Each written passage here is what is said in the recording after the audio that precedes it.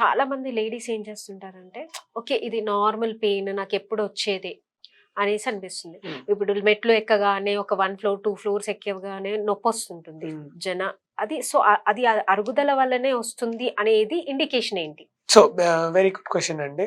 అరుగుదల వల్లనే వచ్చింది ఇండికేషన్ అని చెప్పాలంటే, ఫస్ట్ ఏజ్ ఒక 50 ఇయర్స్ కంటే ఎక్కువ వాళ్ళల్లో ఓకే. అంటే మెట్లెక్కడం, దిగడం వల్ల పెయిన్ వస్తుందంటే యెస్, అది డెఫినెట్లీ అరుగుదల వల్లే. ఓకే. పొద్దున లేసినప్పుడు వాళ్ళకి నొప్పి ఉండదండి.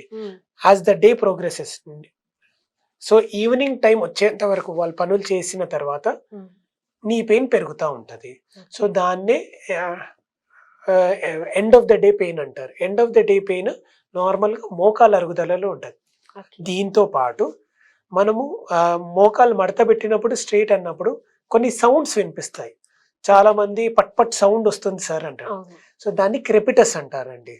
సో క్రెపిటస్ ఏంటంటే అండి, మనం ఏదైతే జాయింట్ అరిగిపోతుందో అరిగిపోయిన జాయింట్ లో కార్టిలేజ్ ఏదైతే ఊడిపోతుందో దానివల్ల బోన్ రాసుకపోయి ఆ సౌండ్ చేస్తూ ఉంటుంది. ఓకేనా అండి. అండ్ దీంతో పాటు ఇది ఒక టైప్ ఆఫ్ ఆర్థరైటిస్ అండి. ఇంకో టైప్ ఆఫ్ ఆర్థరైటిస్ కీళ్ళవాతం అని ఉంటుంది.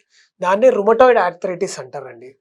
సో ఈ నార్మల్ ఆస్టియో ఆర్థరైటిస్లో ఎండ్ ఆఫ్ ది డే మనకు పెయిన్ ఉంటుంది. కానీ రుమటాయిడ్ ఆర్థరైటిస్లో ఎర్లీ అంటే పొద్దున లేవగానే ఫస్ట్ స్టిఫ్నెస్ ఉంటుంది, తర్వాత పెయిన్ అనేది త్రూ అవుట్ ద డే ఉంటుంది. And at the same time rheumatoid arthritis అనే కండిషన్ 50 సంవత్సరాలు అప్పుడు రాదు, ఇంకా కొంచెం ముందరనే అంటే 20 సంవత్సరాలు 30 సంవత్సరాలు వాళ్ళకు కూడా రావచ్చు. కానీ రీజన్ దాన్ని మెజారిటీ ఆఫ్ ద టైం ఏంటంటే జెనెటిక్ ఉంటుందండి. అండ్ కొంతమందికి రీజన్ తెలియదు కూడా. బట్ అలాంటి వాళ్ళల్లో మోకాళ్ళ మార్పిడి ఆపరేషన్ అనేది నార్మల్ 50 ఇయర్స్ కి చేసేది కాస్త 30 ఇయర్స్ కి చేస్తాం. సో వాళ్ళల్లో కూడా మనం ఇది గమనియాలి. రొమటాయిడ్ ఆర్థరైటిస్, రొమటాయిడ్ ఫ్యాక్టర్ అనే ఒక ఫ్యాక్టర్ ఉంటుందండి. నాట్ ఓన్లీ నీ జాయింట్, చిన్న జాయింట్స్ ఫస్ట్ ఎఫెక్ట్ అవుతాయి రొమటాయిడ్ ఆర్థరైటిస్ అంటే కీళ్ళవాతం. సో ఫస్ట్ ఏంటంటే ఈ చిన్న జాయింట్స్ అంటే హ్యాండ్స్ లో, లెగ్స్ లో ఈ జాయింట్స్ ఫస్ట్ ఎఫెక్ట్ అవుతాయండి. తర్వాత పెద్ద జాయింట్స్కి వస్తాయి. సో అందుకనే మనం కొంతమందిని చూస్తూ ఉంటాం, వేళ్ళు వంకరపోయి ఉంటాయి, అన్ని వేళ్ళు వంకరపోయి ఉంటుంది, చేతులంతా ఇట్లా అయి ఉంటాయి. సో అవన్నీ రుమటాయిడ్ ఆర్థరైటిస్ లో ఫీచర్స్ అండి.